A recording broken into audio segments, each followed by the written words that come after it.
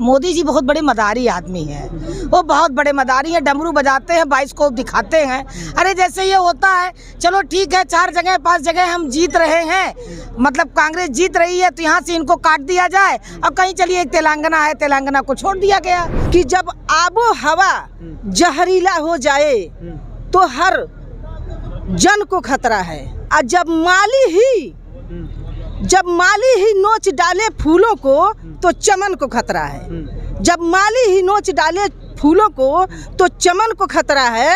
औलाद निकम्मी हो जाए तो धन को खतरा है, और सरकार निकम्मी हो जाए तो वतन को खतरा है। कि कई जगहों पे 2-3 देशों में इंडिया ने रुपए में जाकर के अपना आयात निर्यात किया, क्या इसको डेवलपमेंट नहीं कहते हैं? देखिए, डेवलपमेंट क्यों नहीं कहते? डेवलपमेंट का मतलब ये नहीं है भारत विश्व के 5वें नंबर पे आ चुका है। मोदी जी का एजेंडा ये है, इस बार हम 2027 तक, 2028 तक, 2029 मैम आपका? मेरा नाम रंजना मिश्रा, मैं सिद्धार्थनगर से, मैं कांग्रेस पार्टी की जिला उपाध्यक्ष हूँ। कांग्रेस पार्टी से है मैम। आपसे ये क्वेश्चन है, भारत जोड़ो न्याय यात्रा राहुल गांधी जी और खड़गे साहब चला रहे हैं, इसके पहले भारत जोड़ो यात्रा चलाए थे, ये क्या संदेश देना चाहते हैं जनता को? इस तरह की जो न्याय यात्रा की बात कर रहे हैं, जो न्याय यात्रा चला रहे हैं वो, ये संदेश तो सबके सामने प्रत्यक्ष है।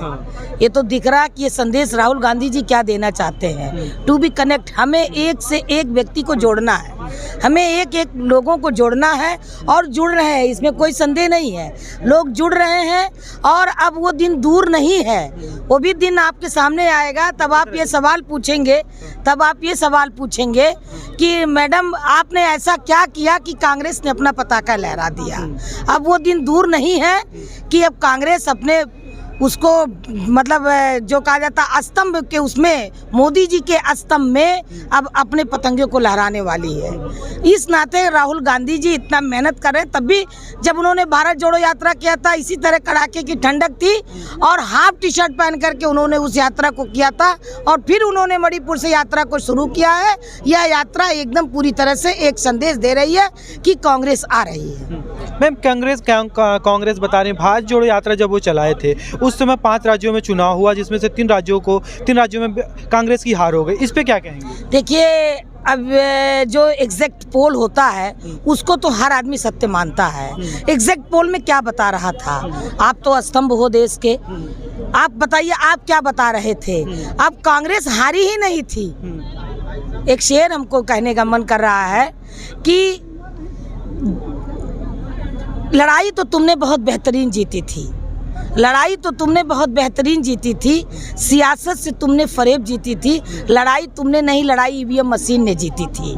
अगर यही चुनाव बैलेट पेपर पे हो जाए तो अभी आप सबको पता चल जाएगा कि कौन सत्य। लेकिन सत्य कभी पराजय नहीं होता है, सत्य कभी हारता नहीं है। तो सत्य नहीं हारता है और सत्य नहीं हारेगा।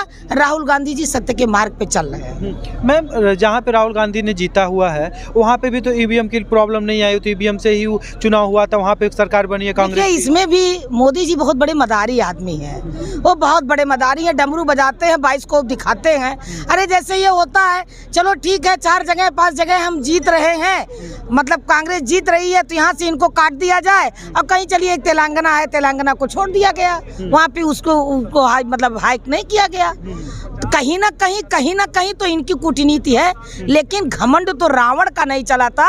अब मोदी जैसे रावण का वध करने के लिए इंदिरा गांधी का पोता, सोनिया गांधी का लाल, स्वर्गीय राजीव गांधी का बेटा राम का अवतार लेकर के पैदा हो गया है। तो मैम, क्या लगता है कि जैसे आपने बोला कि ईवीएम नहीं होती है, ईवीएम वहाँ पे मोदी जी ने छोड़ दिया था, तो अभी क्या लग रहा है कि आपको जब कांग्रेस ही लेकर के आई थी ईवीएम मशीन को लेकर? देखिए, मैं आपको बता दूं, जिस देश ने ईवीएम को चलाया था उस देश ने ईवीएम को बंद कर दिया। वहाँ बैलेट पेपर पे चुनाव हो रहा है। यहाँ पे भी जनता ने मांगा, सभी ने मांगा कि ईवीएम को बंद किया जाए। लेकिन कहीं ना कहीं भाई सरकार इनकी है, इन्हीं की लाठी है, इन्हीं की भैंस है। लेकिन परिवर्तन संसार का नियम है, परिवर्तन आना है। आप बताइए किस मुद्दे पे, आप एक एक व्यक्ति से पूछ लीजिए कि कोई भी मोदी सरकार से खुश नहीं है, कोई भी खुश नहीं है। आज ही इनको राम मंदिर, अरे राम मंदिर ये क्या बनाएंगे? क्या अभी तक नकली राम थे, अभी असली राम ला दिए हैं? अरे राम के नाम पे, धर्म के नाम पे, मंदिर के नाम पे, मस्जिद के नाम पे हर जगह आप लूट खसोट की बात कर रहे हो। लेकिन ये आपका छिंदीपाल अब ये चलने वाला नहीं है। अब ये दिन, अब वो दिन दूर नहीं है। यही जनता उनको सबक देगी और समझने के लिए अब लोग समझ रहे हैं। लेकिन मैम, ये न्याय यात्रा जो चला रहे हैं राहुल गांधी जी, क्या संदेश देना चाहते हैं लोगों में, क्या कहना चाहेंगे? अगर इनकी सरकार बनती तो इनके एजेंडे क्या हैं, ये करेंगे क्या देश के लिए, क्या करना चाहते हैं? कांग्रेस ने अब तक क्या किया था? कांग्रेस ने अरे लेबल हमारा है, वस्तु हमारी है, लेबल मोदी जी अपना लगा देते हैं। आज तक एक भी काम भारतीय जनता पार्टी ने किया नहीं। वो जीरे वाला आला बैठे हैं कुर्सी पर, वो सिंहासन पे बैठ करके, राजमुकुट तान करके बैठ करके, लेकिन उन्होंने उनके उससे कोई भी काम आज तक हुआ नहीं है। और न किसी व्यक्ति विशेष भी वो इतने ऐसे नहीं है कि उनको वो कुर्सी प्रदान की जाए। लेकिन चलिए ठीक है, ये कांग्रेस पार्टी का संतोष है और कांग्रेस पार्टी का ये सेक्रीफाई है। कांग्रेस पार्टी ने हमेशा संघर्ष किया है, हमेशा संघर्ष की राजनीति की है। कांग्रेस पार्टी ने का पार्टी ही थी कि जो देश को आज़ाद करवाई थी। ये बात को क्यों लोग भूल जाते हैं? ठीक, हाँ मैम, ग्राउंड लेवल का रिपोर्टिंग मैंने किया, वहाँ पे जो महिलाएं हैं वो बोलती हैं कि पहले हमको धुआं में जा करके आँख में हम लोगों को दिक्कत होती थी। आज की डेट में ये है कि हम लोगों को गैस पे जा करके बनाना पड़ता है और हम लोगों को कोई दिक्कत नहीं होती है। इस तरह की महिलाएं, गाँव की जो महिलाएं हैं वो बताती हैं। इस पर क्या कहेंगे? वो गांव की महिलाएं नहीं, मैंने रिपोर्टिंग किया हुआ है और वहाँ पे जा करके हमने चीज़ को देखा भी है। और वहाँ पे किसी को गांव में भी देखिए, भाजपा के पास अकूत संपत्ति हो गया है, अकूत धन हो गया है। गांव में अपने महिलाओं को बना रखा है, वो चौक चौराहे पे अपने महिलाओं को, अपने लोगों को खड़ा किया हुआ है। हर जगह अपना आदमी खड़ा किया हुआ है, ये नफरत फैलाने के लिए। मैं एक बात कहना चाहती हूँ आपसे कि जब आबो हवा जहरीला हो जाए तो हर जन को खतरा है। जब आबो हवा जहरीला हो जाए तो जन को खतरा है। और जब माली ही नोच डाले फूलों को तो चमन को खतरा है। जब माली ही नोच डाले फूलों को तो चमन को खतरा है। औलाद निकम्मी हो जाए तो धन को खतरा है, और सरकार निकम्मी हो जाए तो वतन को खतरा है, वतन को खतरा है। आज देश में हर काम, आज देश में हर काम नकली हो रहा है। आंखों में लोगों के धूल झोंका जा रहा है। हर चौक चौराहे पर अपने आदमी को सेट किया है और उनके हर आदमी ये जो सेट करने वाली बात कर रही है, ये सभी पार्टियां अपनी केवल भाजपा की बात करती है। इनके कथनी और करनी में अंतर होता है। ये मंच पर कहते कुछ और हैं और पीछे करते कुछ और हैं। इन्होंने कहा था, जितना वादा किया था 2014 में, उसमें से एक भी वादा आप बताइए पूरा किए हैं क्या इन्होंने? एक कहा था विकसित भारत संकल्प यात्रा चलाई जा रही है। इन्होंने बोला था 370 हटाएंगे, 370 हटा दिए। राम मंदिर की बात किए थे, राम मंदिर पर 22 जनवरी को 2024 में 22 जनवरी को प्राण प्रतिष्ठा के साथ रामलला फिर से विराजमान हो रहे। पूरे देश की वो है खुशी। उत्तर प्रदेश के कुछ नेताएं हैं जो कांग्रेस से हैं, वो जा कर के वहाँ पर के सरयू नदी में नहा भी रहे हैं और अपने जा कर के रामलला का दर्शन भी करेंगे। ऐसा कुछ अभी कुछ दिन का पहले का भी इसी समय का स्टेटमेंट ये भी है। इस पर क्या कहेंगे? मैं यही कहूंगी कि सब दिखावा है, छलावा है, बहकावा है। ये जो कांग्रेस पार्टी के लोग जा रहे हैं उन पे क्या कहेंगे? हमारे कांग्रेस पार्टी आस्थावान है, अपने आस्था में उससे विभोर होके जा रहे हैं। और ये लोगों को चकमा पढ़ा रहे हैं, लोगों को दिखावा दिखा रहा है, धर्म के भरम में डाल के और सारी दुनिया में अपना अव्यवस्था ये लागू करना चाहते हैं, साम्राज्य लागू करना चाहते हैं। मोदी जी तो सबका साथ सबका विकास की बात करते हैं, सबको साथ लेकर के चलते हैं, सबकी सम्मान की बात करते हैं। किसी का साथ व किसी का विकास नहीं करते हैं, पूरे देश का विनाश करते हैं, झांसा देते हैं, झांसा राम है महिलाओं। मैम, विश्व गुरु बनने के कगार पे धोखा देते हैं, महिलाएं सड़क पर लौटती हैं उनको जूतों के बूट से। विश्व गुरु पे मैं एक चीज बात बोलना चाहूंगा। एक मिनट मैम, थोड़ा सर से बात करें। क्या नाम पड़ेगा भैया? मोहम्मद शाहिद खान। विश्व गुरु पे एक चीज मैं बता दूं। अभी हमारा मालदीप ने हमारे सैनिकों को कहा है कि 31 मार्च से पहले आप हमारे देश से निकल जाएं। ये हमारा देश विश्व गुरु है।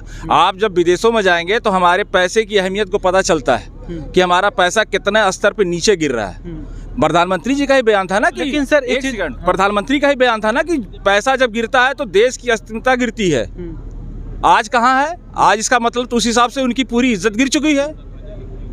लेकिन सर अभी स्टेटमेंट ये भी है, न्यूज़ ये भी है कि कई जगहों पे 2-3 जगह देशों में इंडिया ने रुपए में जाकर के अपना यात निर्यात किया। क्या इसको डेवलपमेंट नहीं कहते हैं? देखिए, डेवलपमेंट क्यों नहीं कहते? डेवलपमेंट का मतलब ये नहीं है भारत विश्व के 5वें नंबर पे आ चुका है। मोदी जी का एजेंडा ये है, इस बार हम 2027 तक, 2028 तक, 2029 सरकार में हम तीसरे नंबर पे लेकर के आएंगे। क्या इसे डेवलपमेंट नहीं कहते? पहले तो उन्होंने कहा था कि 22 तक का हमें समय दीजिए, अब फिर मांग रहे हैं 24 का मांगे, फिर उसके बाद कह रहे हैं 29 तक का हमें समय दे दीजिए। नहीं, 5वें नंबर पे तो आ गई ना सर? नहीं। क्या इससे पहले क्या किसने पावदान पे थी, जरा आप बता दें कि इसके भूख के इंडेक्स में, गरीब भूखमरी में हमारा देश कितने पावदान पे आ गया? 100 से नीचे है। पहले कहाँ था?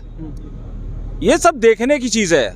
मीडिया में जो दिखाया जा रहा है, फिल्म देखा आपने ना, कोई आता है इस साबुन से नहाओ बीमारी दूर भगाओ, लेकिन होता नहीं है ऐसा। आप सिलेंडर बांटे, ठीक है, लेकिन आप गांव में जब आप जाएंगे तो हकीकत आपको पता चलेगी कि आज भी चूल्ही जलना शुरू हो चुकी है, ठीक है ना। आप प्लास्टिक को बैन कर रहे हो, लेकिन बड़ी बड़ी कंपनियों से पैसा लेकर उनके पैकेजिंग को प्लास्टिक में ही भिजवा रहे हो। लोकल जनता को आप मार रहे हो और बड़ी कंपनियों से मोटी रकम उठा रहे हो। ये चीज़ है। तो सर आपने बताया कि कांग्रेस जो भी मतलब इस बार तो क्या लगता है कि कांग्रेस इस बार आएगी? 100% आएगी। और इसका जवाब देखिए, एक चीज़ बता दे, जनता दे भी रही है। अगर आपको डाउट है तो आप राहुल गांधी जी की न्याय यात्रा में जाकर एक बार देख लें, क्योंकि वहाँ बुलाई हुई भीड़ नहीं है, वहाँ लोग अपने घरों से इस ठंड में बाहर निकल रहे हैं। और हमारे राहुल गांधी जी मणिपुर से यात्रा शुरू की है, जो आज 8 महीने से जल रहा है मणिपुर, जहां हमारे देश के प्रधानमंत्री हर जगह आप जाते हैं, लेकिन वहां आपको जाने की भूल नहीं करेंगे।